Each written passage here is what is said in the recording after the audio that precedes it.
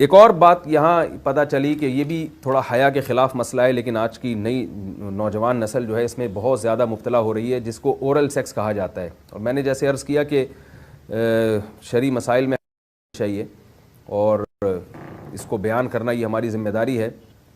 تو یہ چیز بھی انگریزی فلموں سے اور فحش فلموں سے ہماری نئی نسل میں بہت تیزی سے سرایت کر رہی ہے، اور لوگ اس بارے میں علماء سے بہت زیادہ مسائل پوچھتے ہیں، خواتین بھی پوچھتی ہیں جو اس میں مبتلا ہیں. تو اس کا بھی مسئلہ یاد رکھیں کہ اللہ تعالیٰ نے حالت حیض میں زوجہ سے ہم بستری کو حرام قرار دیا کیونکہ اس میں گندگی ہے. باپ دیکھیں کہ وہ گندگی اس درجے کی نہیں ہے جتنی اورل سیکس میں گندگی ہوتی ہے.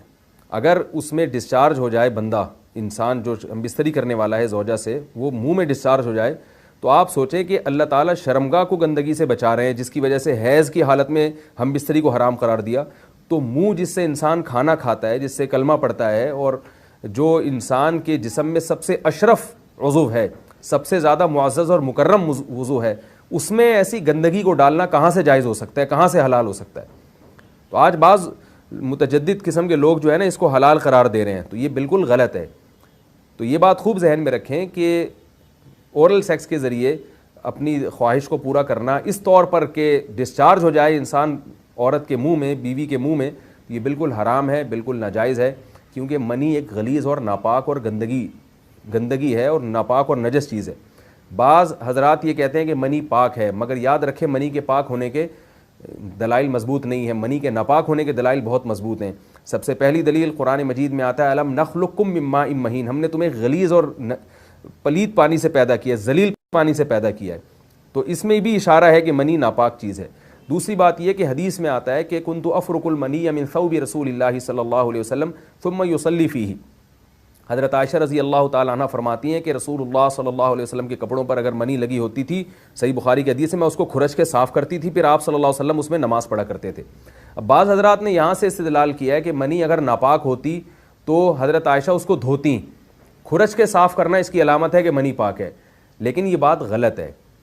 اگر منی پاک ہوتی تو حضرت عائشہ کو کھرچنے کی ضرورت نہیں تھی. بات یہ ہے کہ وہ نجاست جس کا ایک باقاعدی جسم ہوتا ہے اور وہ کھرچ کے جسم سے یا کپڑوں سے الگ ہو سکتی ہے، تو اس نجاست کو پاک کرنے کا طریقہ یہ ہے کہ اس کو کھرچ دیا جائے. ناپاک تھی تبھی تو حضرت عائشہ رضی اللہ تعالی عنہ اس کو باقاعدہ کھرچ رہی ہیں اور دور کر رہی ہیں. اور گیلی منی کو یہ ثابت ہے کہ حضرت عائشہ رضی اللہ تعالی عنہ آپ صلی اللہ علیہ وسلم کے کپڑوں سے دھویا کرتی تھیں اور آپ صلی اللہ علیہ وسلم اس میں نماز پڑھا کرتے تھے. حضرت عمر رضی اللہ تعالی عنہ کے دور میں کسی شخص کو احتلام ہوا تو اس نے اپنے پورے جو ہے نا وہ کپڑے دھوئے، تو حضرت عمر نے اس کو منع کیا، فرمایا کہ اتنا کافی تھا کہ اس جگہ کو تم دھو لیتے. تو اس میں بھی حضرت عمر اس کو باقاعدہ دھونے کا حکم دے رہے ہیں. کسی بھی صحابی نے اعتراض نہیں کیا کہ یار یا امیر المومنین آپ ان کو دھونے کا حکم کیوں دے رہے ہیں، منی تو پاک ہے. تو منی کے جو ناپاک ہونے کے دلائل ہیں وہ بہت مضبوط ہیں. باقی اس کو جو کھرچنے کا حکم ہے وہ اس لیے کہ منی کے پاک جو اگر خشک ہو جائے تو وہ کھرچ کے بھی پاک ہو جاتی ہے، اس کو پھر دھونا ضروری نہیں ہوتا. اس کی مثال ایسے جیسے حدیث میں آتا ہے، صحابہ کرام فرماتے ہیں کہ ہمارے تلواروں میں دشمن کا خون لگا ہوتا تھا تو ہم اس کو زمین پہ اچھی طرح رگڑ کے اسی کو لٹکا کے نماز پڑھتے تھے. تو دیکھیں خون بھی ایسی چیز ہے کہ جو سوکھنے کے بعد اس کی ایک پاپڑی سی جم جاتی ہے. تو حالانکہ خون کو بھی ناپاک مانا جاتا ہے، جمہور علماء کے یہاں خون ناپاک چیز ہے، لیکن صحابی کیا کر رہے ہیں، اس کو رگڑ کے زمین پہ اور جو اس کو اچھی طرح رگڑ کے جب اس کا اثر زائل ہو گیا تو اسی کو لٹکا کے نماز پڑھ رہے ہیں.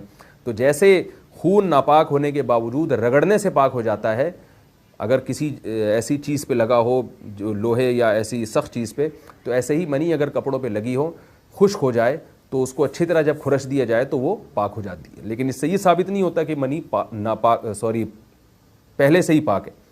ایک اور دلیل منی کے ناپاک ہونے کی یہ ہے کہ جو مدی ہے، ٹرانسپیرنٹ پانی جو مرد کے جسم سے نکلتا ہے، وہ اگر جسم سے نکل جائے تو وضو فرض ہو جاتا ہے، اور منی نکل جائے تو غسل فرض ہوتا ہے. اب یہ کیسی بات ہے کہ مدی کے نکلنے سے جس سے وضو فرض ہو رہا ہے وہ تو ناپاک ہے، اور منی نکلنے سے جب غسل فرض ہو رہا ہے بڑی والی طہارت، تو اس کو ہم پاک قرار دیں. تو اس لیے امام ابو حنیفہ رحمہ اللہ تعالیٰ کا مذہب منی کے بارے میں کہ یہ نجاست غلیظہ ہے، اور امام مالک کا بھی یہی مذہب ہے. یہ مذہب بہت دلائل کے لحاظ سے قوی ہے. تو اس لیے عورت کے منہ میں ڈسچارج ہونا یہ بالکل حرام ہے، ناجائز ہے، گندگی ہے. اسلام میں اس کی قطعاً اجازت نہیں ہے.